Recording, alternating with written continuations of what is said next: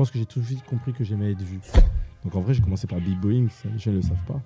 Et quand on fait les répètes avant le spectacle de fin d'année, on voit les filles faire leur show. Quand on voit leur show, on dit non, nous on va pas monter sur scène. C'est que moi je montais sur Dragon Ball Z. Sur Dragon Ball Z, moi je le regardais pas, moi. Tu fais partie de ceux-là. Je vous raconte l'histoire de Ludat. Je pense que tout le monde a envie de l'entendre. Nous, il n'y avait pas de ancien respect, patati, patata. Moi, j'étais dans un truc, je vais gagner. Pour qu'on gagne. Donc, moi, j'ai jamais vu quelqu'un plus vieux que moi venir me voir et me dire Jimmy, j'ai fait ça comme erreur, j'ai fait ça comme erreur, j'ai fait ça comme erreur, j'ai fait ça comme erreur. Réel. Fais ça. Personne fait ça. Et en gros, je me dis, je vais pas assumer en fait. J'ai pas de poteau. La structure, elle vient pas du danseur, elle vient de l'industrie dans laquelle il est. Nobody pray for me. Ce qui veut dire par là, c'est que toi, tu es là pour les gens. Tu donnes. Tu donnes. Mais quand tu fais ça pendant 20 ans, et t'as donné pendant 20 ans, toi aussi, il faut aller voir un thérapeute. Jimmy, je sais que tu n'aimes pas les mangas, mais j'ai fait une description et j'ai fait un parallèle avec un manga qui s'appelle One Piece. Aïe. Alors je t'explique. Luffy est un protagoniste et le protagoniste. Le héros accompagné de sa bande de délurés Yudat, qui sillonne les mers, le monde. D'ailleurs, demain tu pars en Corée. Luffy est solaire et fédère à travers sa détermination. Malgré les défaites et les échecs, son sourire et sa joie de vivre restent intacts. Tout comme lui, tu as ta foi et ton humanité te pousse à voler au secours de la veuve et de l'orphelin. Es-tu parfait? Alors non, contrairement à lui, tu ne veux pas être le roi des pirates parce que lui, il veut être le roi des pirates. Non, tu ne veux pas être le meilleur, signe de fainéantise ou de fatalisme. Je pense que non, tu es juste incompris. Ta citation préférée, c'est quand le sage désigne la lune, l'idiot regarde le doigt. Pour toi, les hommes ne comprennent pas qu'un seul sourire suffit pour apaiser ce monde malade. Tu es un médecin de l'âme et du cœur. Serait-ce des idiots de ne pas comprendre et de ne pas comprendre ce qu'est la vie? Bienvenue à toi, Jimmy. Hit it! That's what I'm talking about. Wait! Okay, now. Merci. Très bonne description. Je regarde pas Luffy, mais en vrai, Luffy est un bon frérot. Ouais, bah, je regarde pas du tout One Piece. Non, mais en vrai, ce que tu dis, ouais, ça ressemble un peu à ma vie, ouais. Après, je pense qu'il y en a plein de gens qui rêveraient d'être Luffy, donc je vais pas dire que je ressemble à Luffy, mais ouais, il y a des trucs similaires, ouais. Alors, nous, on aimerait un peu connaître ton enfance, ton parcours et toutes ces choses-là. C'est pour ça que tu es là avec nous. On aimerait connaître ta vie. Qui est ce joyeux bonhomme qui a le sourire en permanence? Les secrets. Alors, qu'est-ce que je peux dire? On veut tout savoir de toi. Je suis né de parents haïtiens qui ont immigré en France dans les années 80. 3 enfants, une grande sœur, un petit frère. Je suis l'enfant du milieu. Je pense que ça joue beaucoup aussi sur mon caractère et comment je vois la vie. Après, ouais, une enfance joyeuse, malgré la pauvreté, mais c'était pas quelque chose que je voyais en mode on est pauvre. Je me suis jamais senti pauvre, je me suis senti un peu différent, mais pas pauvre. Mais franchement, une enfance normale. Un enfant normal qui joue au foot, qui joue avec ses potes, réservé. Mais ouais, un enfant normal. Alors, question, tu es né à Haïti ou tu es né ici? Non, je suis né en France. Tu es né en France. À Vitry-sur-Seine, 94. D'accord. Alors, est-ce que le gamin que tu étais était joueur, se faisait des relations assez simplement, avait des amis, était le meilleur footballeur? Parce que je sais que tu aimes beaucoup le foot aussi. J'aime trop le foot. Ouais, bah en vrai, le foot, c'était un catalyseur pour se faire des potes, jouer à fond. J'étais pas mauvais. Je faisais partie des mecs, tout le monde disait Jimmy joue au foot, Jimmy il est bon. Ça me faisait permettre de me connecter avec les gens, Et ouais, des premières relations, c'était le foot dans les box et ça joue au foot. Et est-ce que quand tu étais jeune, il y avait ce côté haïtien qui était très présent, la culture? Est-ce que quand tes parents sont venus, ils ont dit, bon, là, on a migré en France, on a besoin de transmettre tout ce qu'on a, notre histoire à nos enfants? Non, je pense pas. Non, je pense pas que mes parents étaient dedans. Je pense que mes parents, et c'était tout l'opposé limite. C'était en mode, on va le faire en sorte que notre enfance s'intègre bien à la France. Ce qui arrive souvent dans les pays avec un passé esclavagiste, souvent, les parents, les Antillais, c'est un peu pareil. Ça veut dire que fais pas de bruit, fais un peu en sorte de te faire remarquer, quoi. Et en gros, ouais, je pense que j'étais plus dans ça. Ouais. J'ai plus eu cette éducation-là de parler français.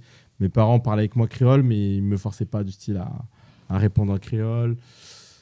Parler créole, c'est un peu un manque de respect envers les adultes, ce qui peut paraître bizarre pour les gens qui sont pas antillais. D'accord, Mais je sais que beaucoup d'antillais vont comprendre ce que je veux dire. C'est-à-dire que parler créole, ça veut dire c'est un peu un manque de respect quand tu parles avec un adulte en créole. D'accord. Et je suis pas ton pote.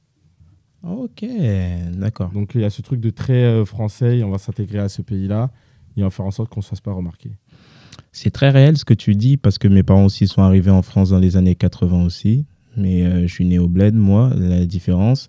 Et il y avait ce côté, en fait, de se dire, pour que notre enfant soit assimilé, il faut qu'il soit intégré surtout, qu'il soit intégré. On va pas lui parler avec notre, j'aime pas dire dialecte, notre langue, parce que sinon il va avoir du mal et je te rejoins dans ça. Donc là, ça y est, l'enfant se fait des potes de partout. Et comment arrive ton entrée dans la danse? Comment tu découvres cette passion-là? En fait, c'est ma grande sœur qui dansait au début. Et j'ai un cousin aussi qui était fan de hip-hop. Et en vrai, je pense que ça a commencé comme ça. Moi, j'aimais bien faire le petit marrant aussi, tu vois. Donc, j'imitais tout le monde dans la maison. Et aussi, on avait un truc qu'on faisait parce que ma sœur était partie aux États-Unis. Elle avait ramené des sons des States. Elle avait commencé à faire de la danse dans les années 95. Oh. Et on écoutait grave du hip-hop et tout. Et on avait un sanctuaire, c'est qu'en fait, chacun enregistrait sa cassette vidéo de clips pendant toute l'année. Ah, ça, génial, on l'a tous fait. Et à Noël, on attend que les parents ils dorment. Dès qu'ils dorment, on se met dans le salon et on regarde les clips. Et en vrai, ça crée une fascination toute bête sur des clips, sur des trucs et sur des manières de bouger, et après j'imitais une méthode, et après j'imitais un tel, et après ça rentre, tu vois, il y a une scène de danse, tu fais les pas qu'il y a dans la scène, et en vrai il y a plein de trucs comme ça que je m'en avais pas rendu compte, mais en vrai je dansais déjà.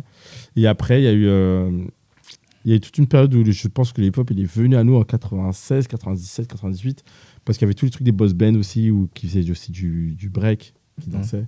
Donc en vrai, j'ai commencé par le b-boying, ça les gens ne le savent pas. Ouais. Mais en vrai, on breakait tous dans mon quartier parce qu'il y avait un truc qui s'appelait Fan 2. Ouais, mais tout le monde en parle avec Séverine Ferrer. Exactement. Et ils avaient fait un reportage sur Family qui avait fait le Battle of the Year et qui a été perdu en finale. Oh, ouais, j'ai vu ce reportage. Ah, moi, je l'ai pas vu, moi. Ouais. J'ai pas vu. Et ça nous a bousillé. Après, il y a eu les To Be Free qui dansaient à chaque fois dans leur émission. Et on regardait les trucs et on se dit comment ils font la coupole. Ouais. Et on regardait ça et on fait la coupole dans le quartier. Tu vois. Tous. Et en gros, en gros, les gens ne savent pas, mais souvent, on est beaucoup 96, 97, 98. J'avais 10 ans. Et en gros, tout le monde dansait dans mon quartier. Quoi. Tout le monde dansait dans mon quartier. T'avais de la chance, toi. Et le break était une danse. Était la danse la plus populaire en réalité. En fait. Exactement. Et en gros, tout le monde breakait. Tout le monde disait, ouais, il va breaker. On mettait des cartons, on breakait. Et il y avait les grands qui breakaient de chez nous, on breakait pour leur montrer comment on breakait aussi. Enfin, c'était un truc, on faisait des tournois de foot au futsal. Et à la pause, on disait, vas-y, qui sait faire la coupole? Et nous, on attendait que ce moment pour montrer comment on faisait la coupole. Mais en vrai, c'était un truc vraiment très... un jeu. Ouais, c'était un jeu, quoi. Moi, je ne m'en rendais pas compte. Je m'en rendais pas compte. Et après, quand j'arrive au collège... Non, je suis déjà au collège. Au collège, je suis un peu connu comme le danseur, un peu. Oh, moi et mon frère, on est un peu connus comme les danseurs, mais on ne prend pas de cours de danse, quoi. D'accord. Et voilà comment la danse est arrivée, en fait. Ouais. Et à l'école, c'était comment? T'étais à l'aise ou tu pensais qu'à la danse ou t'étais dedans? Non, moi, j'étais un mec... En fait, j'étais un... Allez, je pense que j'étais un peu... Je ne savais pas où me mettre, en fait. Je ne savais pas où me positionner. Parce que mes parents... Il y a une phrase qui dit Dave Chappelle, ça me fait trop penser à ma vie. Ouais. Il dit, mes parents ils ont tout fait pour pas qu'on grandisse en cité, mais on était dans des zones pavillonnaires, mais on était les plus pauvres de la zone pavillonnaire. Donc il dit, quand t'es pauvre dans les zones pavillonnaires, t'as l'impression que ce fléau il t'arrive qu'à toi en fait. Et en gros, nous on était, moi et mon frère et moi, on était dans une zone pavillonnaire, c'est-à-dire que tout le monde pensait qu'on était riches parce qu'on vivait dans des pavillons. Mais en même temps, on n'était pas riches, mais en même temps, on n'était pas des mecs de la cité. Donc, on était un peu dans un entre-deux, en fait. Ouais, je vois. C'était dans un entre-deux, tu vois. Et en fait, on n'était pas stylé parce qu'on n'est pas de la cité. Et en fait, on était dans un entre-deux, en fait. Et tu penses que le fait de vivre dans cette zone pavillonnaire, ça t'a sauvé un peu de la délinquance? Non. Non. Non. Parce que mon voisin qui est de la même rue, il y a 2 Renois dans la rue, l'autre Renois, lui, il est tombé dedans, tu vois. Non. Je dis ça parce que moi, j'ai déménagé on était dans un quartier, du coup, et j'ai déménagé à l'âge. Mes parents, ils ont fait déménager à l'âge de 15 ans, parce que je pense qu'ils ont senti la douille. Et du coup, en fait, je me dis que quand je suis revenu 2 ou 3 ans après, ils étaient tous tombés. Non. Ouais, et je me dis que ça a joué, en tout cas pour moi, en tout cas, c'est d'avoir senti le truc, tu vois. Mais... Non, en vrai, sincèrement, je pense vraiment pas. Je pense qu'une des choses qui nous a évité, j'en ai pas parlé, mais c'est quand même un point très important aussi dans l'évolution et même dans le fait que je me sente un peu bizarre, c'est que ma mère est très religieuse. Les Haïtiens en général sont très religieux. C'est-à-dire que j'allais à l'église tous les dimanches et j'allais à l'église tous les mercredis. Et tu vois, ça c'est un truc, tu vois, pour revenir par rapport au manga, c'est que moi je mentais sur Dragon Ball Z. Sur Dragon Ball Z, moi je le regardais pas, moi. Tu fais partie de ceux-là. Je faisais waouh, mais je savais pas de quoi il parlait en fait. Ça tombe bien ce que tu dis, mais ça va totalement avec ton image. Et justement, pour faire cette interview, forcément, j'ai regardé des interviews de toi. Tu dis dans une interview, si tu étais une émission, tu serais la famille en or. Ouais.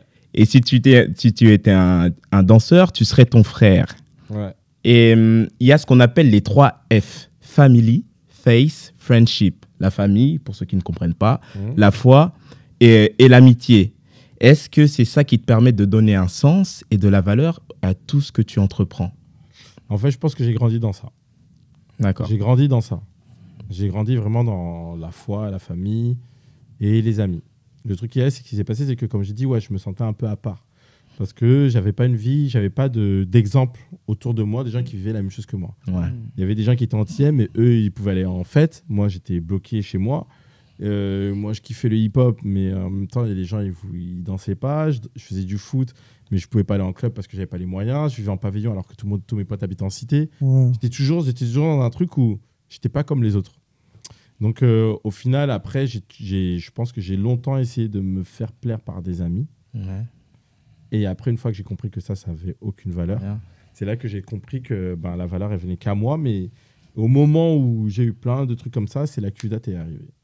Ouais, quel âge? À quel âge? 15-16 ans. 15-16 ans. C'est très jeune, hein?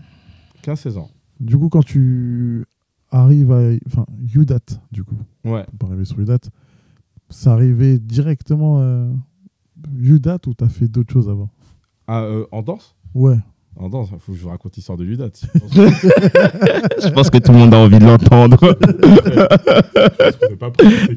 On veut entendre tout ça, justement. En fait, je vous explique. En gros, je suis connu comme le danseur parce qu'on vient tous du même quartier, on fait tous du foot, etc. Et tout. Et je sais plus, je crois que c'est Yann qui va à une fête avec d'autres mecs des anciens Yudat. Ils vont voir, je pense qu'il y avait des mecs qui dansaient. Ils se sont dit, putain, c'est trop stylé la danse. Et il y avait un mec qui dansait encore à Villiers. Parce que Villiers, à la base, il y avait des danseurs, mais ils ont tous arrêté. Il y en avait un qui dansait encore, il s'appelait Ahmed. Et il dit quoi, Ahmed? Ahmed, il dit, écoute, je vais arrêter la danse. Donc là, c'est les dernières années où je donne des cours. Alors, si vous voulez prendre des cours, venez. Et là, il y a Ruffo qui fait passer l'annonce à tout le monde du quartier. Moi, je faisais du foot. Ruffo qui est un danseur aussi. Ouais, qui est un danseur et qui a créé un autre groupe. Qu'on a viré, mais car un peu comme nous, on a viré Canon de Classe X. Je suis désolé, Canon. Ça tire. C'est des facts. La prescription. Il y a prescription maintenant. Mais et en vrai, il fait passer le mot à tout le monde et tout le monde y va. Moi, j'y ai pas été parce que moi, j'avais encore l'envie d'être professionnel en danse, en foot. Donc moi, j'ai fait une détection à Vincennes. D'accord, ok. Ouais. Et à Vincennes, je suis pris. Mais je ne sais pas ce qui se passe en moi. J'avais déjà vécu une déception avant. Je suis pris à Vincennes et c'est marrant parce que quand je vais à Vincennes, il y a un joueur qui part de Vincennes qui va dans un centre de formation. Ouais. Et c'est Blaise Matuidi. Fun fact. Ah, Blaise, que je connais en plus. Ouais. Je connais Il aussi. habitait à Fontenay À Fontenay. et qui jouait à Vincennes. qui jouait ok. Et Avant après, d'aller à 3. et il est venu à 3 et c'est là que je l'ai rencontré parce que c'est aussi un cousin d'un pote. T'as capté? Ouais. C'est un délire. Donc, je vais à Vincennes, on parle de Blaise qui va à 3, et etc. Et des joueurs. Et je vais, et en vrai, c'est grave long le bus pour aller à Vincennes. Et je suis tout seul. Et je me dis, est-ce que je vais faire ça toute l'année, tu vois? Et mon frère, lui, il va danser avec les autres du quartier. Donc moi, je teste mon truc à Vincennes. Je suis pris, ils veulent me prendre et tout, payer la licence. Mon daron, il est chaud. Je dis, j'ai payé la licence, par contre, je peux pas t'amener. Et en gros, là, et quand je vais à l'entraînement, je rentre de l'entraînement, il est déjà 23h. Ah c'est ouais. 7h du mat. En vrai, je suis KO. T'avais quel âge, je rappelle? J'avais 15 ans. Wow. Et en gros, je me dis, je vais pas assumer en fait. J'ai pas de poteau. Je suis déterminé, mais il y a Terminé, mais il y a des limites. des Il limites. va me voir 2 fois. Non, vas-y, je paye. Tu vas. Putain, et en vrai, à cet âge-là, tout le monde fait une activité durant l'année. Oui. Ah, il vient le lendemain, Jimmy. La danse c'est trop lourd. Il vient narguer comme ça. La danse, arrête de foot, c'est fini, cousin, t'es vieux. Il y a tout le monde, il y a Yann, il y a Rufo, il y a Johan, il y a Toumani, il y a tout le monde vient là-dedans. Et toi, t'es pas là. C'est pas là, vas-y, je vais venir regarder. Il dit, j'ai regardé. Et en fait, il m'avait fait un mauvais coup. C'est qu'ils avaient dit, le gars, Ahmed, il avait fait une chorégraphie. Et en gros, ils ont dit, là, il y a Jimmy qui vient la semaine prochaine. Alors qu'il m'avait rien dit. Je suis arrivé, regardez. En gros, j'ai déjà un placement dans la Corée.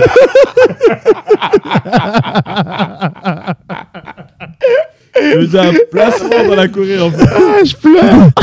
En gros, là, t'es en train de nous dire que ton frère a tué ta carrière. Ouais, il y avait déjà un truc, et puis après, il y avait des autres. En fait, je me retrouve, tu vois, il y avait Vincennes, où je suis tout seul. Donc, Ouh, je suis avec des poteaux et ça rigole de ouf. à 15 ans, À 15 piges. le choix est vite fait. Le choix est fait. Bam. Et en fait, on va à la danse. Et en vrai, le nom du date, pourquoi? Parce qu'on fait une année où ça rigole, ça s'ambiance. Et en fait, à la fin d'année, on fait un spectacle de fin d'année. Et en gros, nous, on danse. Il n'y a que les garçons. Et il y a un groupe de filles. Et les filles aussi, on les connaît. C'est des filles du lycée. Ouais. C'est des filles qu'on connaît, qu'on a grandi avec. Et on les a jamais vues danser. Et quand on fait les répètes avant le spectacle de fin d'année, on voit les filles faire leur show. Quand on voit leur show, on dit non, nous, on va pas monter sur scène.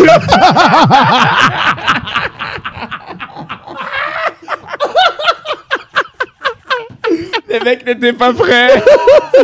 On était avec un Fresno en 8 ans. Elles étaient dansées sur Missy Elliott, passe Dash. Elles allaient dans tous les côtés.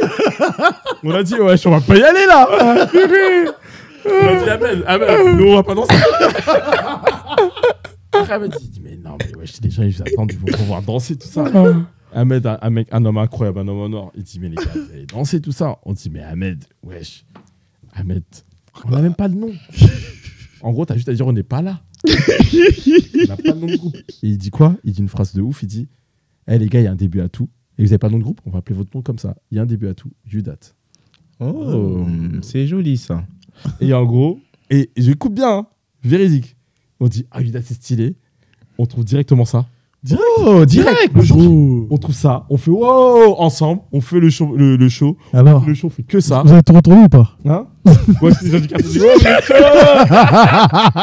Il y avait tous les poteaux du quartier surtout. Ça danse. Non, mais on a tous une expérience comme ça. Moi, je me Les gars, rappelle. mais si je vous raconte comment. Et c'est comme ça qu'on a créé Judat. Nordine. Comme vous savez comment Nordine il danse. Ouais. Nordine, sa fenêtre donnait sur la salle de danse. Ok. Et en gros, Yann, il était au lycée avec Nordi, un mec qui s'appelle Samuel, un autre Samuel. Ouais. Et en gros, Samuel, il vient pour danser. Nordine, il voit Samuel, le mec, son collègue de classe. Il descend en claquette. Hein. Il monte, il vient pour vanner Samuel. Et Nordi, c'est un mec qui a une grande bouche. Donc il va dire, t'es nul. Et là, tu dis, tu sais même pas le faire, ça. Je dis, bien sûr, je sais le faire. Si tu sais, moi, je sais le faire. Et en gros, il s'est juste pris la tête en vannant pour essayer de faire un pas. On l'a engrainé à faire de la danse. Oh, purée. Non, les histoires d'ados, c'est les meilleurs. Nous, c'est un accident, du date. Non, mais celle-là, elle est incroyable. Moi, mon premier spectacle de danse est pendant 5 minutes, j'ai fait un pseudo backslide pendant 5 minutes et je trouvais ça stylé. Ah, putain. Mais, Mais je pense que c'est propice à tout. Moi, mon premier spectacle, Mes parents, ils sont venus, mes frères, ils sont venus. Ah ouais, t'as de la chance, toi. J'ai de la chance, mais attends, t'as pas la chute. Parce que j'ai un frère jumeau aussi, tu vois. Ah ouais. Il me regarde, ouais, il me sort comme ça, il me regarde comme ça, avec mon frère, et je crois que mon père il me dit, donc là, ça fait 1 an pour faire ça, comme ça, tu sais, comme extra. Il me dit, mais c'est éclaté. Mon père aussi, parfois, il me voir danser, c'est nul. Il a dit, plus jamais. Et sur la vie de moi, ils sont revenus peut-être 5 ou 6 ans après. Ouais, il y a, après, tu vois, il y a toujours la daronne. Il y a que la daronne qui venait. Mon frère m'a dit, mais vas-y, c'est pété ce que tu fais. Mais moi, je trouve intéressant justement comment vous avez créé votre groupe et encore plus le nom parce que c'est vraiment à votre image. Il y a eu cette synergie qui s'est créée immédiatement et cette énergie, ce côté un peu destin, destiné. Il y avait vraiment ce côté destiné. On ne le voyait pas, ouais. Nous, en vrai, on ne le voyait pas. Nous, on pensait juste que c'était un kiff, on n'avait pas de perspective. Franchement, faut se mettre à l'époque, tu vois. Après, on va au Juste Debout 2004. Et en fait, on a redonné envie à Ahmed de continuer la danse. Donc Ahmed, il se sentait responsable de nous. Donc il allait à Ultimatum School. Big up. J'ai dansé avec lui d'ailleurs. Ouais, il donnait des cours à Ultimatum School pour nous donner des steps, ok. pour nous Ouais, apprendre des magnifique. bases, pour que nous, on soit bons, tu vois. Et ça, c'est, tu vois, moi, j'ai un gros combat aujourd'hui entre les gens qui donnent des cours et les gens qui sont des bons pédagogues. Parce qu'en vrai, ça n'a rien à voir avec tes qualités de danse. Je suis d'accord avec Ouais. ça. C'est ce qu'on disait hier avec nos élèves, justement. On parlait de ça. On parlait du fait que la danse, c'est avant tout de la danse. Certes, la technique, ça peut être intéressant, mais il faut que vous, en tant que danseur, vous kiffiez et que la personne qui vous regarde et qui vous voit ressente quelque chose d'abord. Je vais même aller plus loin. Je pense que les gens forts sont des très mauvais profs. Pas parce que... Quand je dis mauvais prof, attention. Ce que je veux dire par là, c'est que quand tu as un truc inné et que tu arrivé à tellement haut, c'est très dur de parler avec des gens qui ont une autre sensibilité que toi et une autre vision que toi. Et pour qu'ils arrivent à ta vision, il faut qu'ils aient des années d'expérience. Et je pense que... Et je pense même que c'est problématique pour quelqu'un qui est super fort de donner des cours à des gens qui sont super nuls. No shade. Non, No shade. Ouais. Et je pense que les gens qui sont pas bons sont les meilleurs profs. Parce que ce qu'ils D'accord. vont donner le plus, c'est l'amour de la danse, Ouais. au lieu de leur ego à eux. C'est que notre prof, il a jamais fait que aucun des UDAT danse pareil. Ça, c'est bien ça. Ouais. C'est même pas bien, c'est extraordinaire. Ouais, c'est vrai. Transmission. hein. C'est extraordinaire. Identité. Il a poussé, il s'est effacé lui pour mettre la lumière sur nous. C'est-à-dire qu'il voyait des qualités en nous sans penser à ses propres qualités. Donc quand nous on va au Juste Debout et que nous on devient fan de danse et que lui il se dit putain là j'ai fait un truc de ouf et qu'en vrai on commence à vraiment vouloir s'entraîner, on dansait tout le temps, mais quand je vous dis tout le temps, c'est ridicule. Le nombre d'heures danse qu'on faisait, c'était un truc de ouf. Vraiment un truc de ouf. Les gens ils s'imaginent même pas. Si je le dis, les gens ils ne pourront même pas me croire. Et dans ta tête, quand vous dansiez comme ça, c'était pour devenir pro ou juste... C'est pourquoi? En fait, pour quelle raison, du coup? Parce qu'on kiffait. Par kiff. En vrai, c'est pas. Du coup, tu te projetais même pas Rien. plus tard. Et du Et- coup, qu'est-ce qui... Parce que l'émission, en fait, c'est mindset, tu vois. À cette période-là, dans vos têtes, parce que je pense que tu es dans tes têtes, c'était quoi la motivation? C'était la passion d'être entre vous? Ouais. Ouais, c'est ça? En vrai, on était dans un délire. En fait, c'est comme si je te disais, tu vois, c'est la première fois que je trouve des amis. Ouais. En mode, ouah, c'est lourd ce que tu fais. Ouah, c'est lourd ce que tu fais. Et en fait, on était dedans. Ouah, trop bien. Ouah, Samuel au sol. Ah, quand tu fais ça, trop bien, Samuel. Et en fait, on a donné de la force à un tel. Oh, Jimmy, tes bras, trop fort. Ouais. Bam, on me donne de la force. Oh, Yann, tes appuis, trop fort. Bam. Oh, Nordine au sol, chorégraphie Nordine. Oh, Nordine, t'es chaud. En fait, on s'est donné de la force. Ouais. En fait, on a 15-16 ans. On a chacun des vies différentes et on se donne de la force. Et cette force qu'on se donne, tu vois, par exemple, Nickel, comment on rencontre Nickel, on fait notre premier battle. Mon premier battle, j'arrive en finale, premier battle. Ouais. Je sors Fabrice. Ah, premier battle. Premier battle, je sors Fabrice. Ah, c'était où ça? Dans 77, et c'est Canon qui a organisé le battle. Ouais, La c'est gamme, c'est ses débuts. C'était le le premier battle, battle c'est Battle Rival School. Non, même pas, Battle Expert, ça s'appelait. Ouais. Ah, ok. Premier battle qu'il organise. Et nous, on y va. On l'a. Il n'y a personne parce que c'est à Trilport. C'est dans 77. Loin là-bas, à Château-Thierry. On va là-bas. Cousin, je vois tous les danseurs et tout. Et moi, dans ma tête, j'étais même pas... C'est pour ça que je te dis que nous, on était vraiment des ovnis. c'est que nous, on avait la mentalité, et c'est un tournoi, c'est comme le foot. Ouais. Nous, il n'y avait pas de ancien respect, patati, patata. Moi, j'étais dans un truc, je vais gagner. Faut qu'on gagne. Moi, ce qui compte, c'est le résultat. Moi, j'ai grandi en mode, il faut gagner le match. Ouais, c'est ça. S'il faut jouer en défense et tu D'accord. marques un but et tu joues en défense, tu as gagné le match. Ouais, ça. Et moi, j'étais comme ça dans la danse.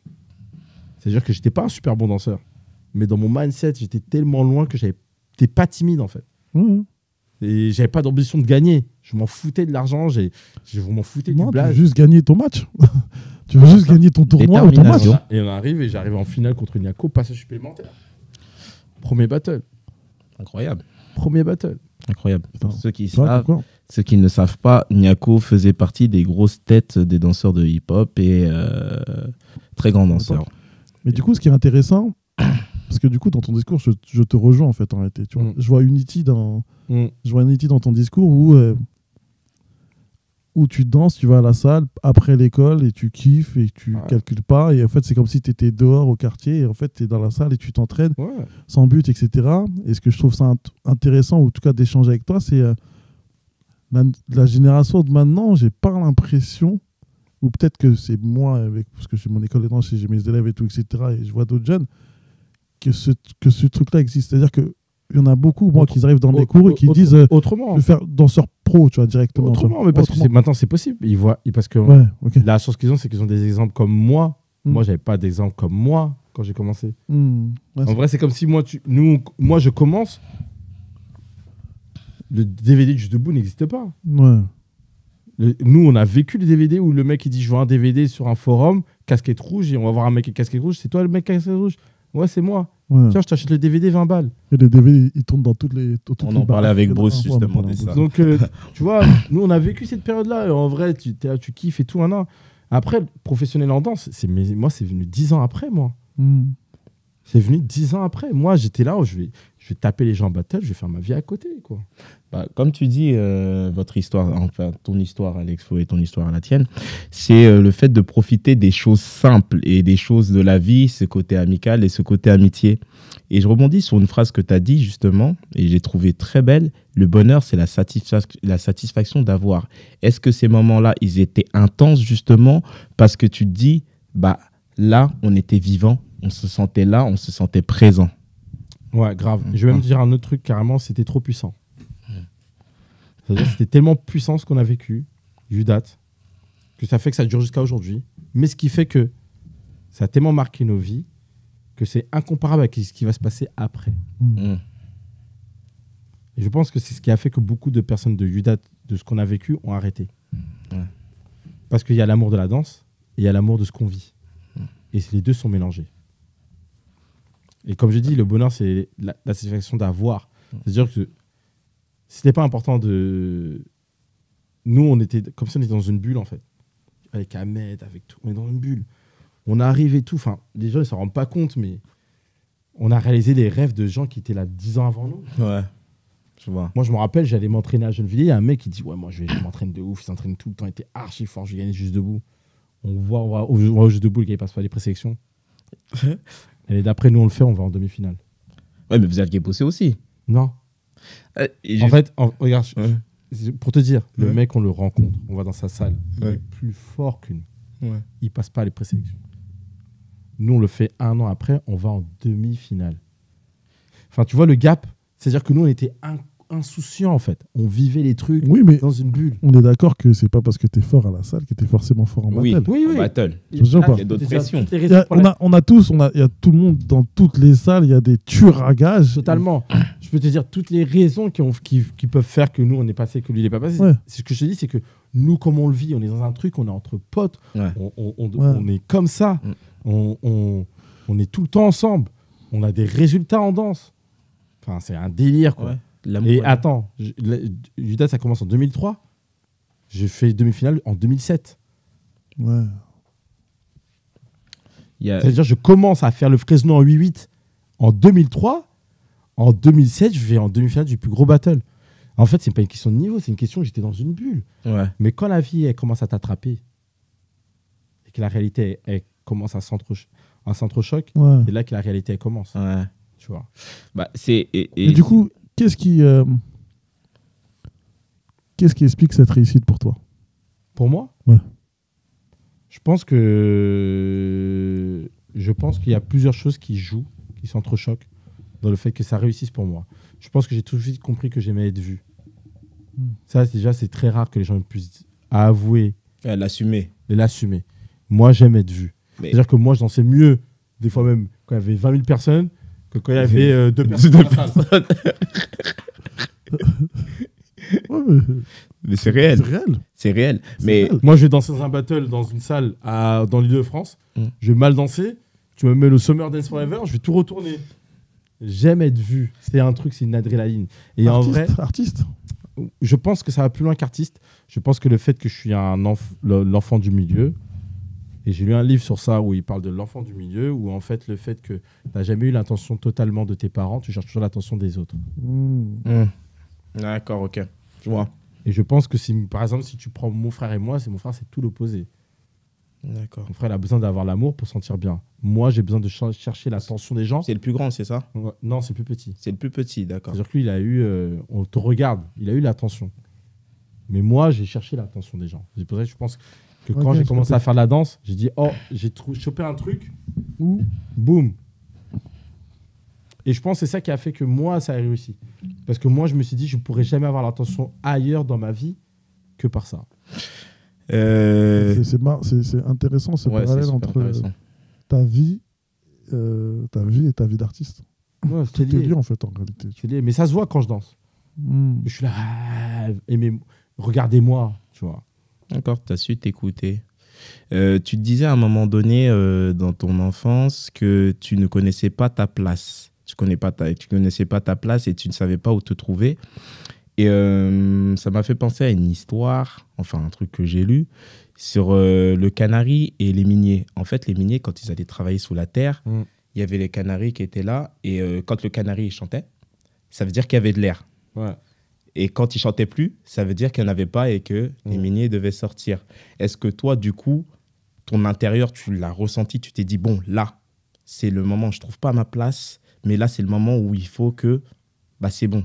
Il faut que je me sorte, il faut que je fasse des choses, il faut que j'aille dans cette direction, il faut que je me bouge un peu et que...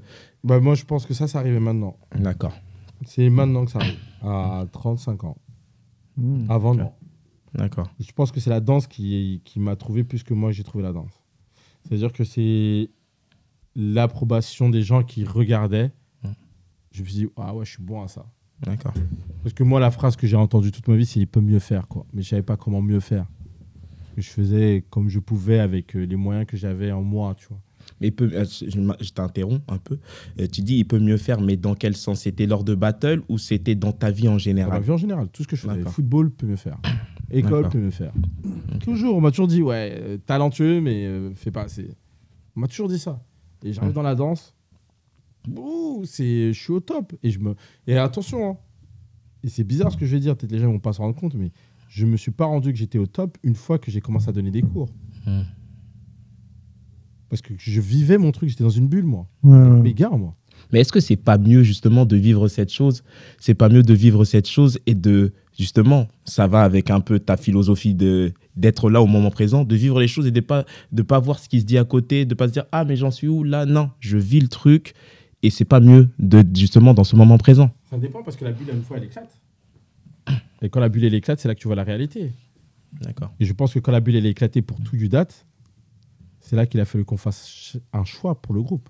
Mais quand tu dis éclater, c'est-à-dire que vous avez eu, c'est des choix de vie et de se dire, oui. par exemple, qu'il y en a qui disent, bon, là, il faut que je mange quand même parce que Ah ouais. là, je gagne pas assez d'argent. Totalement, D'accord. exactement. Il y en a, ils se disent, moi, dans Udat, je sais pas pourquoi, mais on est tous restés longtemps avec les filles avec qui nous sommes.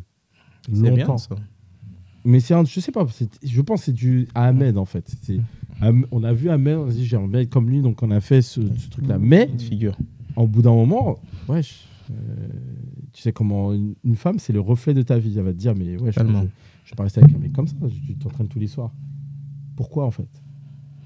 Et après, même, tu as des envies. Tu as envie d'avoir un appart, tu as envie d'avoir une maison, tu as envie d'avoir ça, etc. Et tout, tu as envie d'avancer. Moi, je gagnais des battles, je faisais quelques voyages, mais c'était à des années-lumière de penser que j'allais faire une carrière dedans. Et Quelle période ça, cette remise en question? C'est trop bien la question, entre 2010 et 2013. Ok. C'est-à-dire que Nickel, il part en Angleterre. Mm. Samuel Yann, il fait un BPGEPS.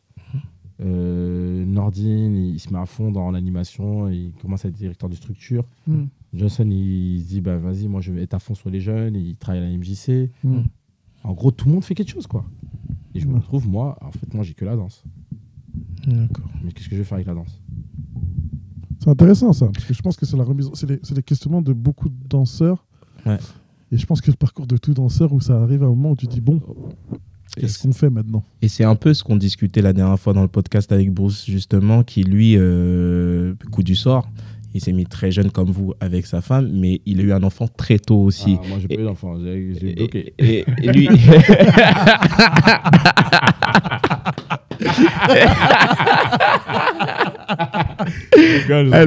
Alors, lui, il a eu un enfant très tôt et il était modèle aussi. Et il se disait, bah attends, elle là, elle a 18 piges, elle a un appart.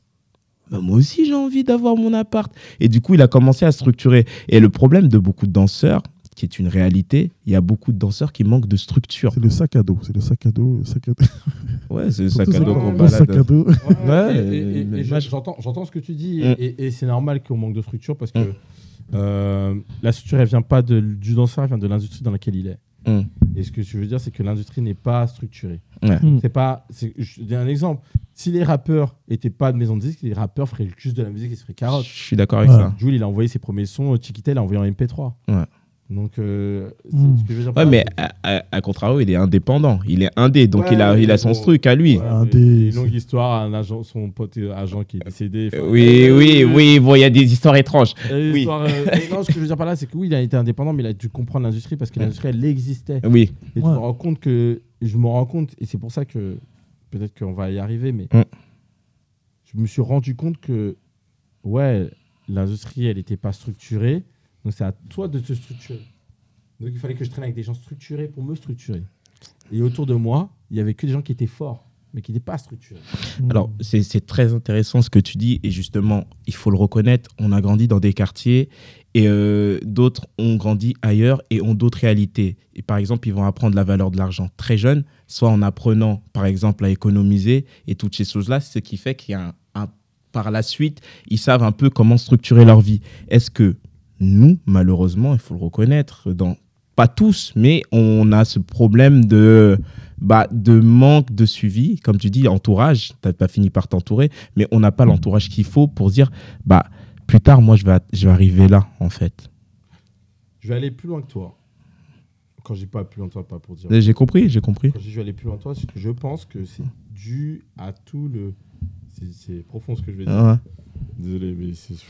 Non, on est là pour parler, parlons, lâche-toi. Je pense que c'est dû totalement à ce que l'homme noir représente dans la société. C'est-à-dire qu'on doit être fort, sexy, beau, mais pas forcément sensible et vulnérable.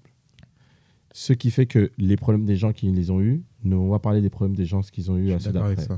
Et ça devient un truc opaque. C'est-à-dire que les gens, même dans le podcast, tous les gens que tu vas voir, ils vont parler que de leur réussite.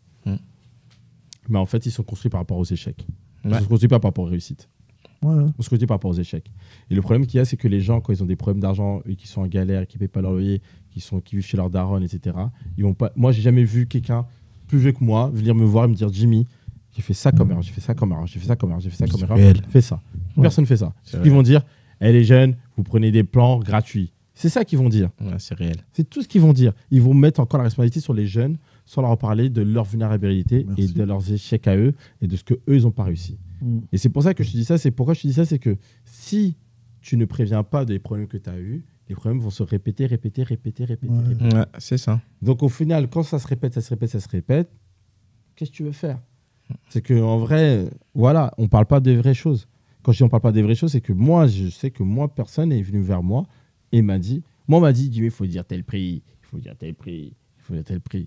Moi, j'ai dû sortir du carcan de la danse pour aller voir d'autres personnes pour comprendre déjà ce que ça signifiait quand les gens me payaient, ce que ça signifiait de négocier, et etc. Avant, je disais que quoi? C'est pas mon prix? Non. Parce que j'écoutais ce qu'on m'avait dit. Ouais. Mais c'est la chose la plus stupide que j'ai pu faire. Ouais. Alors, Et vu que personne ne te l'explique, Toujours la transmission. Hein. Mais c'est une Ouais, et les gens ils parlent de transmission. transmission, mais on parle que de transmission de step. Oui, Bon, en vrai, oui. C'est exactement ça. moi, en vrai, je dis la vérité. Aujourd'hui, ce que nous, on a besoin, nous, mais en tout cas, s'il y avait un jeune Jimmy, ce qu'il aurait besoin, c'est de lui dire, écoute, Jimmy, tu peux avoir une stabilité dans ta vie. Tu peux avoir ça. Il faut faire ci, il faut faire ça. Ouais. Il y a ça qui est possible de faire. Il y a ça qui est possible de faire. Par contre, il faut... Et moi, je suis là, j'écoute. Je dis, ah ouais, chaud. Ah ouais, chaud. Voilà. La preuve, on a combien de danseurs qui sont les meilleurs du monde? Mais on a combien de studios qui appartiennent à ces danseurs? On a combien de compagnies, combien de boîtes de production? Les anciens, au lieu de se battre avec les jeunes, normalement, ils devraient les manager. On est d'accord avec ça. Si. Donc, si on ne les manage pas, c'est parce qu'ils sont encore dans le game. Mm. C'est-à-dire ils sont encore des... Il y a encore un problème d'ego. Exactement. Il y a un vrai problème d'ego. Chez nous, il n'y a que des Cristiano Ronaldo Oui. qui ne veulent pas arrêter, qui veulent encore marquer des buts. J'aime cette comparaison. Non, mais c'est vrai. C'est réel et justement c'est pour ça qu'on invite des personnes comme toi ou qu'on a des invités de marque comme toi ou d'autres. C'est pour justement que les podcasteurs, quand ils écouteront ce podcast, apprennent des uns et des autres. De toute façon, on est là pour apprendre. Moi, j'aimerais revenir sur une expérience qui t'a marqué et je pense tu l'expliqueras très bien et rebondir sur ça. Mais ton expérience au Brésil, je sais que tu la racontes souvent et je sais que ça t'a touché. Mais justement, si tu la racontes souvent, c'est parce que ça t'a touché. Et je pense savoir pourquoi. J'aimerais que tu nous en parles un peu. Ben, en vrai, je crois que c'est la première fois où je voyage et je me rends compte que les autres voyages que j'avais faits étaient nuls et que j'étais en adaptation. Pas qu'ils étaient nuls, que j'étais en adaptation. C'est-à-dire que moi, mes premiers voyages que j'ai faits, c'est en Russie. Oui. Tu vois. Et no shade, je kiffe la Russie. Moi, j'aime bien aussi. J'aime beaucoup la Russie. J'ai des amis là-bas. C'est-à-dire que j'ai commencé par des pays de l'Est, etc. Et forcément, quand tu commences à faire des voyages comme ça, mais tu t'habitues à certaines choses que pour toi, tu dis, ouais, ça fait partie du job, quoi. Quand je suis parti au Brésil, je vois des gens qui ont ma couleur. Je vois des gens qui mangent la même chose que je mange. Je vois des manières de fêter, la musique qui me ressemble. Je vois des gens qui dansent. Pas qui font du hip-hop, qui dansent. Et en vrai, quand j'ai vécu ça, tu vois, je me suis dit, putain, mais en fait, j'étais en adaptation tout le temps, en fait. J'étais en adaptation tout le temps. Est-ce que quand tu dis que tu étais en adaptation, que tu faisais ces voyages-là parce qu'on te disait, ah, mais il faut que tu ailles là-bas, Non, ou pas? ça, c'est que tu vois, quand moi, je le dis clairement, souvent, je dis la même chose. Je dis, moi, on paye ma danse, mais ma danse, elle est avec mon corps. Donc, on me balade partout. Ouais. Et en vrai, c'est grave lourd parce que j'ai appris à des cultures, des langages, des nourritures. Tu vois, des fois, j'entends des choses. Et c'est marrant parce que là, j'écoutais un podcast tout à l'heure sur le foot. Et le mec, il dit, il va jouer en Russie. Le type dit, ouais, Moscou, c'est vraiment nul, Moscou. Tu vois. Alors, pourtant, c'est dans sa vie, dans comment il en parle, ça se voit qu'il a jamais été dit. Parce que Moscou, c'est une belle ville quand même. Ouais, et puis la nourriture, elle est incroyable là-bas parce que enfin bref. Ouais. Mais tu vois, j'ai compris que le gars, il n'a jamais été le mec qui a parlé. Mais tu vois, j'ai découvert plein de choses. Et quand j'arrive dans un endroit où j'ai pas à m'adapter, où le gars il me dit, je suis désolé, mais on a que du riz et des haricots rouges et du poulet, je me suis dit, putain, j'ai mangé ça toute ma vie. Grave, c'est génial. Le rêve, le paradis. Et en vrai, c'est même pas question de paradis, c'est quelque chose qui est proche de ma culture. En fait. Ouais. Et en vrai, le fait que ça soit proche de ma culture, je me suis dit, putain, en vrai, j'étais en adaptation. Quand je dis en adaptation, ça veut dire que je m'adapte. On mange quoi? Ouais, on mange des patates, vas-y, on mange des patates, tu vois. Mais je m'adapte, quoi. Je m'adapte à un langage, à une manière de faire, à une manière d'être. Et là, je suis dans un truc où ça me ressemble. Et puis, je pense que... ouais, S'adapter, c'est pas être pro. Totalement. Mais du coup, si on est pro, est-ce qu'il y a le kiff aussi qui va avec? En vrai, pour être sincère, c'est impossible dans tout ce que tu fais dans la vie que tu aies 100% de kiff. Ouais. On est d'accord. Donc, à partir de là, c'est comme... c'est souvent... je prends cet exemple-là, mais quand les gens ils disent « Ouais, non, mais trop bien, t'es avec ta femme et tout. » Non, je dis « Ouais, mais en vrai, je sais même pas. Je sais même pas comment te dire si c'est bien d'être en couple ou bien d'être en célibataire. Il y a des côtés archi bien d'être célibataire. Ouais. Et des côtés archi bien d'être en couple. Et des fois, t'es en couple, tu dis putain, mais je ferais tout pour être en couple. Ouais, t'inquiète. Et je sais que des fois, il y a des mecs célibataires qui disent je ferais tout pour être en couple. Donc en vrai, c'est comme je dis, la satisfaction, c'est De s'adapter. Et je pense là on se retrouve aussi parce que on peut être très bien en couple et on peut être très bien célibataire. Du moment qu'on est en accord avec soi-même, c'est le plus important. Je vais revenir sur une anecdote. Je sais que je l'ai racontée des fois, mais je l'ai trouvée intéressante parce que ça fait un peu débat avec ce qui se passe actuellement par rapport à. Je reviendrai dessus. Mais tu parles du fait que l'une de tes plus belles expériences, c'est quand tu as dansé devant 30 personnes au Brésil et que tu as fait pleurer ces personnes. Ouais. Est-ce que ce qui leur a fait pleurer un petit peu, c'est plutôt ce que toi, tu as véhiculé en termes de sentiments et qui a fait miroir chez eux? Ouais, je sais, franchement, je sais pas. Déjà, de un, c'est un peuple qui pleure beaucoup, déjà. Oui. C'est un peuple qui vit, qui ressent des choses. Ça, je parle de vulnérabilité. De voir des mecs renois pleurer parce que tu as bien dansé, c'est impossible ici. Je suis d'accord. C'est vrai en plus. C'est vrai. Mais c'est pour ça que je te parle vraiment de. Et en vrai, j'ai pas demandé pourquoi. Je suis incapable de dire pourquoi ils ont pleuré. S'ils pleuraient parce que c'était le dernier cours, parce qu'ils avaient kiffé sur moi, ou parce que j'ai bien dansé, ou parce que le son. Quand c'est arrivé, la sensation que j'ai eue, je l'ai jamais eue avant. Donc, moi, ma réaction, c'est que si j'avais demandé pourquoi il pleurait, j'allais pleurer moi-même. Et je voulais pas pleurer. Dans mon délire de... Donc tu t'as tenu, quoi. Ouais. Oh là, c'est chaud. L'émotion, elle aurait été d'autant plus belle. Mais quand je suis dans mon délire, tu lèves les yeux, tu vois tout le monde pleurer. Mais moi, justement, c'est là où je trouve ça intéressant et c'est pour ça que je parlais justement, c'est d'actualité. Aujourd'hui, il y a eu cette polémique par rapport à Doctolib où tu as beaucoup de médecins qui reprochent à certains art thérapeutes d'être dans le carnet d'adresse de Doctolib. Mais justement, quand on est artiste, on est un peu des thérapeutes de l'âme. Je m'explique. Ouais. Et on est un peu des thérapeutes. On est des thérapeutes de l'âme. Donc, il y a ce côté un peu thérapeutique parce que, certes, la médecine, c'est important, mais quand on se sent bien, c'est aussi important et ça permet de lutter contre certaines maladies. Des études ont été faites sur ça et il y en a des tonnes. C'est au bout d'un moment, en fait, en réalité, quand tu arrives à un certain niveau de la danse, on est des thérapeutes. Ça, Charlie, le mardi, on est des thérapeutes dans nos cours avec les adultes, parce qu'on leur transmet ces ondes-là. Et moi, à partir du moment où je me suis... En fait, c'est toujours le sentiment d'imposteur de ne pas être à ta place, tu vois. Et je pense que c'est comme ça quand on est des autodidactes, entre guillemets, on a appris des bases, etc. Et voilà, tu vois. Mais une fois, je suis allé à Lyon, je donne des cours avec des handicapés. Et quand tu arrives à leur faire ressentir certaines émotions, à les faire bouger, et que du coup, nous, parce que moi, ce que je dis à chaque fois, et c'est important, à chaque fois, je le répète tout le temps, je dis, moi, je m'exprime plus facilement avec mon corps qu'avec ma parole.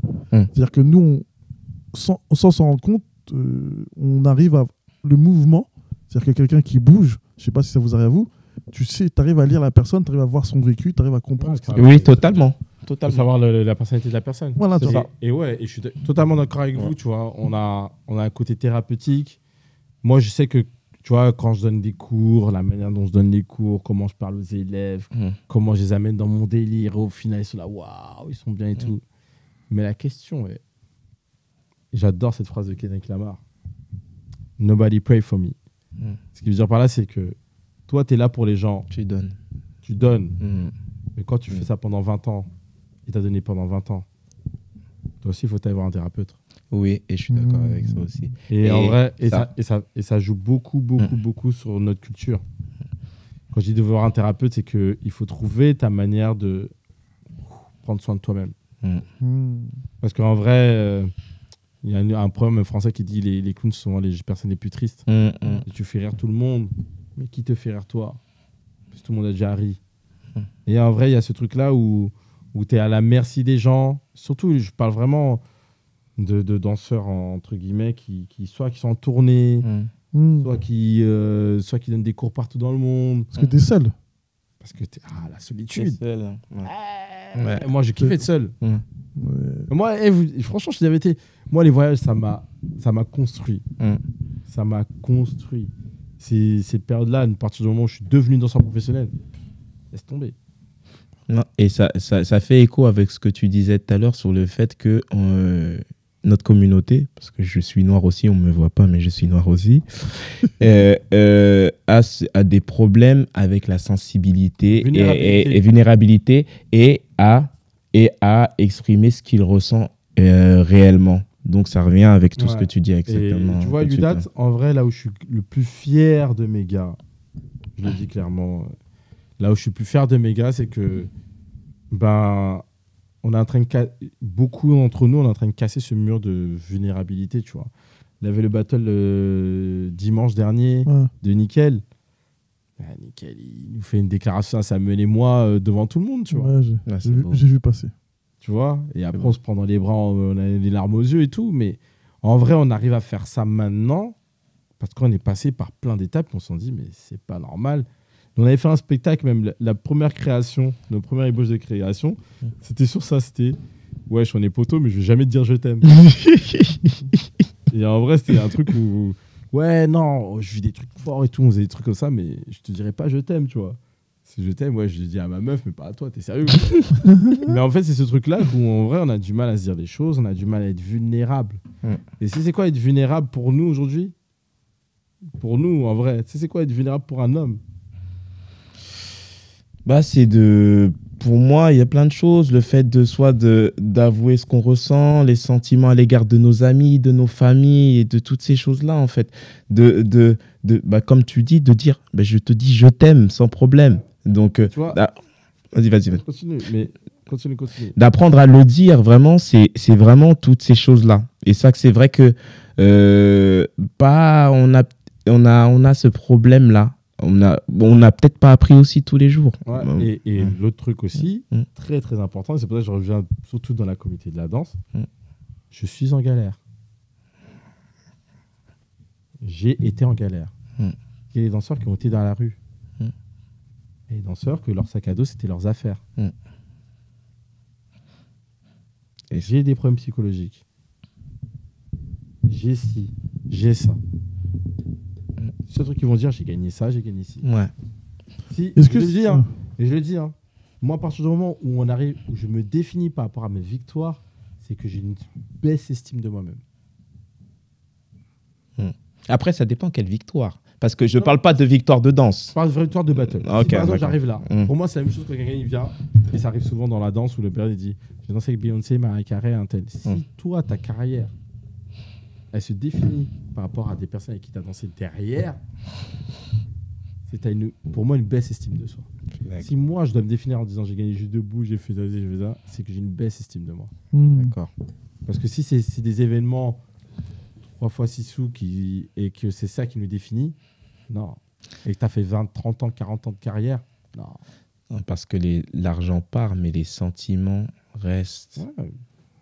Les sentiments restent. Est-ce que il y a aussi l'âge qui joue, la maturité. Ouais. Ce que j'allais dire. Qui permet d'en apprendre sur toi et du coup de pouvoir exprimer. Ouais, moi je pense pas que je suis pas le même homme que quand j'avais 18 ans, que maintenant, etc. Tu vois. Ouais. Moi, ce qui m'a aidé aussi beaucoup, c'est d'être seul. C'est que quand tu es seul, là, je vais faire 11 heures d'avion. Je vais pas écouter la musique pendant 11 heures. Je vais pas dormir pendant 11 heures. Je vais pas regarder des films pendant 11 heures. Pendant 5 heures, peut-être, je vais réfléchir. Donc, au bout moment, tu check. Tout seul, tu check. Ouais, c'est intéressant ce que tu dis. Justement, j'écoutais un podcast justement sur l'aspect de solitude. Et tu parlais justement le fait de danser des Beyoncé et tout, de se cacher derrière ça et de se dire « Ah, mais je danse ça » et de se sentir solitude. Mais aussi, ce que tu dis, apprendre à être seul pour apprendre à se connaître. Justement, il parlait de ça, le fait qu'il soit seul, qu'il apprenne à se connaître. Et il faisait la différence avec la solitude où tu es entouré, mais tu te sens seul, vraiment. Vraiment sur ce côté-là. On arrive à la fin de ce podcast, Jimmy, et ça a été très intéressant parce que c'est justement l'aspect dont je voulais évoquer avec toi. Parce on va parler d'hypo. Oui, mais je pense que t'en parles assez. Ouais, grave. T'en parles assez. Nous, en fait, c'est toi qu'on voulait connaître et je sais que justement, tu es une personne solaire, mais comme tu dis, pour être ce personnage-là, tu es passé par différentes étapes, et justement, c'est ces étapes-là qui nous intéressent et qui peuvent intéresser les autres, qui en entendant tes paroles, en entendant ton message, se diraient peut-être, ouais, mais moi, là, je me sens pas bien. Ok, Jimmy, il a vécu ça. Ah, mais ok, Jimmy, il a dit ça. Et c'est ça surtout qui compte. Non, en réalité, pour moi, tout ça définit Hippo. Ouais.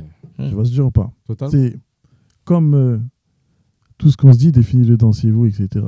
C'est le fruit de la solitude, une réflexion, etc., pour arriver à ça. Et du coup, sur l'émission Mindset, c'est surtout ça qu'on parle. C'est que je pense que en écoutant ton parcours et en écoutant ton histoire et avec les messages que tu défends, ce sont les valeurs que directement tu as mis dans ton média et qui font que ce soit toi ou que...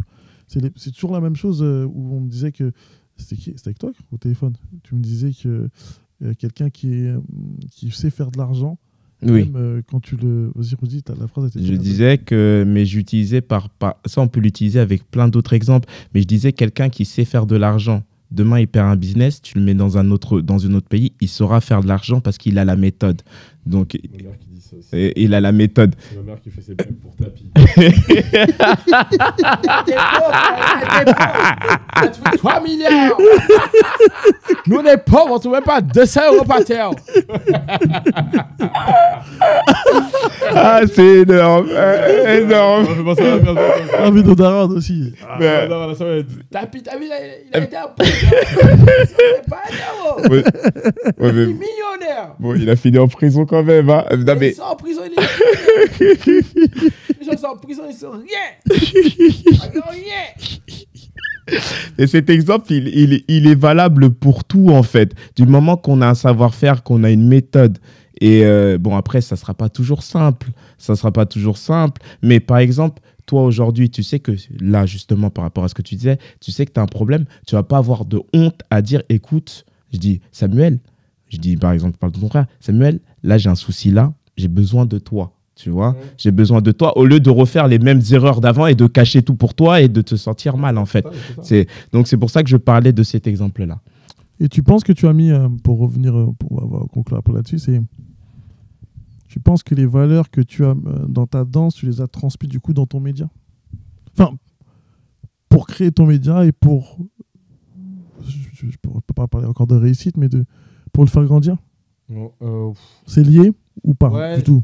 Je pense qu'il y a quelque chose qui est lié. Dans le mindset, hein, je te parle. Ouais, dans le mindset, il y a quelque chose qui est lié. Et il y a un truc aussi que j'ai kiffe, c'est de repartir à zéro. Parce qu'en fait, mon média, je repars à zéro.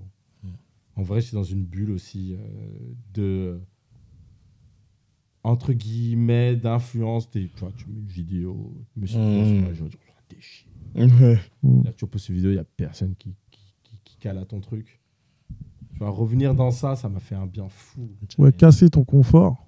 Ah ouais, ça m'a fait un bien fou. Mais je sais pas si toi, j'ai besoin de nourrir cette compétition, cet esprit de compétition. Non, moi, c'est fini. Moi, j'en ai toujours besoin, moi.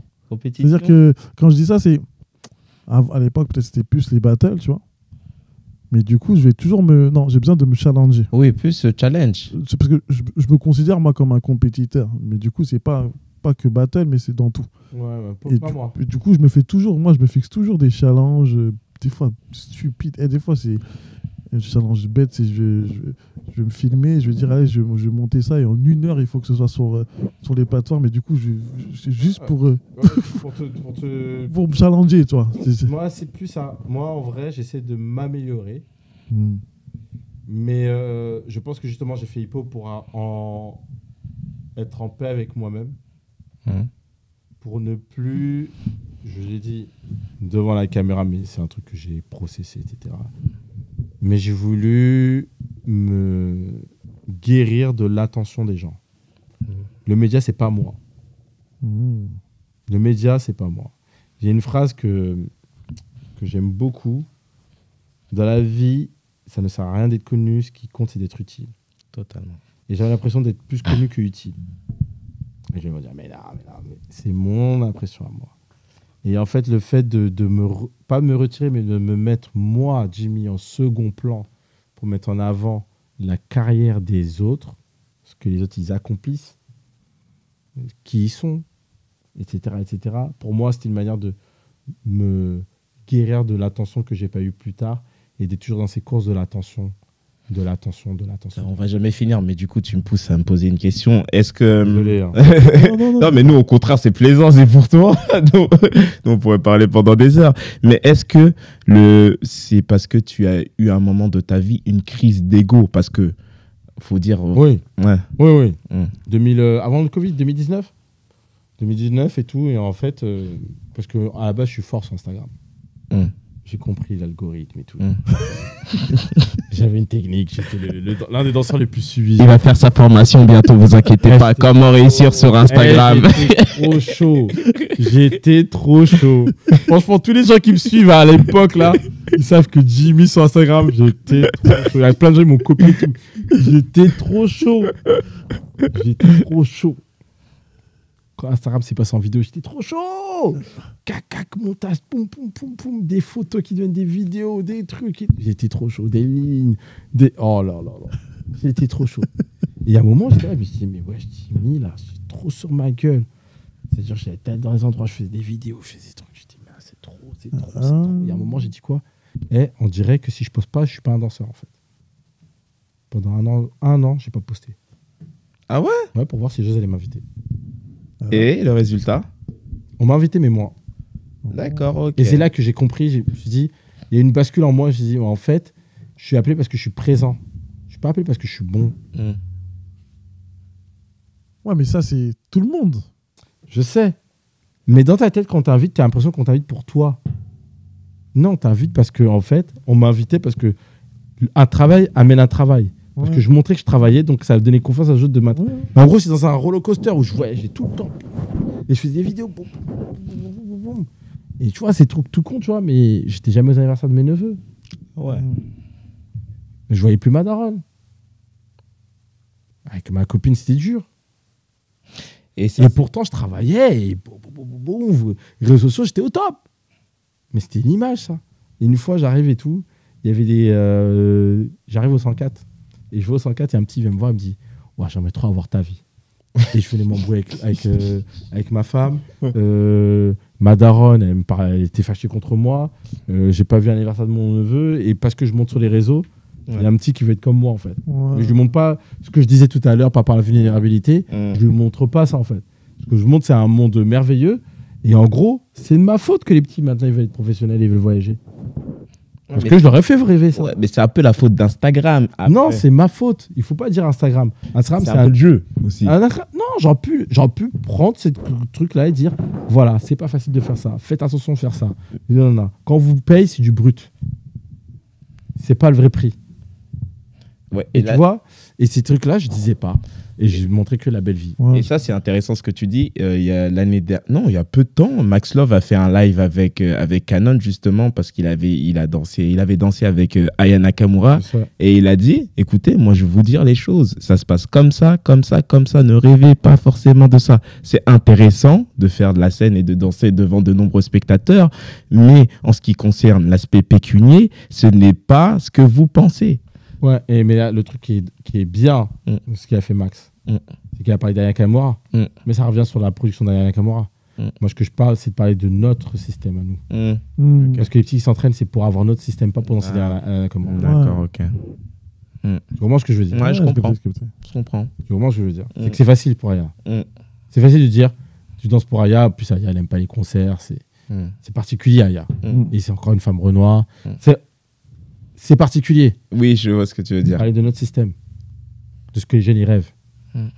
Les jeunes, ils rêvent pas de danser derrière. Les petits qui s'entraînent là, ils rêvent de voyager, d'aller en Corée comme moi demain. Et à ces jeunes-là, qu'est-ce que tu aimerais leur dire? Don't believe the hype. Ouais, c'est vrai. Don't believe the hype. Elle traduit parce que tout le monde ne connaît pas, ne comprend pas l'anglais. Ne croyez pas à la tendance, ne croyez pas à ce qui se passe, ne croyez pas les réseaux sociaux. Ne croyez pas que la vie des mecs que vous voyez... Non, chacun sa lumière, il faut juste trouver là où elle brille. C'est dur, hein, de combattre les réseaux sociaux. pas pour nous, parce que nous, on est nés sans et on est gros après. Mais pour des jeunes qui sont qu'avec les réseaux sociaux, C'est pas les réseaux sociaux le problème. Je dis toujours la même chose. C'est pas les réseaux sociaux. Tu sais, toujours je mets cette image-là. C'est après, désolé, je vais peut-être vous relancer. Mais... Ouais. Oh, mais nous, je t'ai dit. Vous savez comment on a créé l'arme à feu? C'est d'où vient le mécanisme de l'arme à feu? Ça, en plus, je crois que je l'avais entendu, ouais, cette histoire. Ouais. Ça met des feux d'artifice. Les Chinois ont inventé les feux d'artifice. Il y a quelqu'un qui a regardé ça, il a dit je vais m'en servir pour tuer quelqu'un. Ce que je veux dire par là, c'est que c'est pas à la base, ouais, ok. c'est pas Instagram, c'est un truc cool. Bah, c'est la nature humaine, alors. TikTok, ça, oui, c'est un truc cool. C'est ce que t'en fais qui peut devenir quelque chose de nocif ou de bien. Faire un média parler des choses. Par exemple, mon média, je vous dis la vérité, je sais comment faire je sais comment doubler, tripler mon truc de like. Ouais. Je sais exactement comment le faire. Mais je préfère être utile qu'être connu. Et c'est pour ça que je dis que c'est parce que ça vient de la première question que tu m'as dit par rapport à la danse, Ah oui, la carrière. totalement. Et le truc, c'est que dans ma danse, j'ai été, pour moi, pas utile parce que j'ai dansé. Je m'étais utile à moi. Je me suis servi de ce qui se créait, des outils qu'il y avait autour de moi, pour être présent. Mais j'ai pas été utile au jeune Jimmy. Et j'ai peut-être même, d'une manière, été un peu nocif. Et je l'ai fait rêver et croire et montrer des choses qui n'étaient pas toute la réalité. Je me permets de rebondir dessus. Est-ce que c'est pour ça qu'il y a la You That School je ne sais pas si tu gères la You That School Non. avec ton frère? Non, tu gères pas du tout. Non, non. Les gens qui gèrent la université, c'est Nordine, Mams, Junior et Robin. Est-ce que du coup, des fois, tu y vas et tu transmets ce message et tu parles de ces choses-là avec eux? J'en parle avec le maximum de personnes possible. Pas justement. En fait, je le fais gratuitement. Dès que je parle avec un jeune, un jeune, même un vieux, il me parle, j'ai de voir s'il peut être amené à écouter, pas à entendre. Parce que sinon, je vais faire la morale et je vais être comme les mecs qui crient Jésus là. Le mot de la fin, du coup. Ouais. J'attends que. Bah, toi, si t'as quelque chose à dire. Au mot de la fin, soutenez tous les gens qui écoutent, soutenez tous les médias. Parce qu'en vrai, normalement, chaque personne qui est dans ces cultures devrait soutenir et suivre tous les médias qui ne reposent pas à leur passage uniquement. Et ça se fait pas parce que les gens ne s'aiment pas eux-mêmes. Donc pourquoi aimer quelque chose qui parle d'eux-mêmes? Belle parole pour la fin d'un podcast. En tout cas, merci Jimmy pour toutes ces belles paroles. Et je pense que beaucoup se retrouveront, comme je le disais tout à l'heure, dans ces messages-là. Merci à toi et à bientôt. Ciao. Salut. Peace. Peace.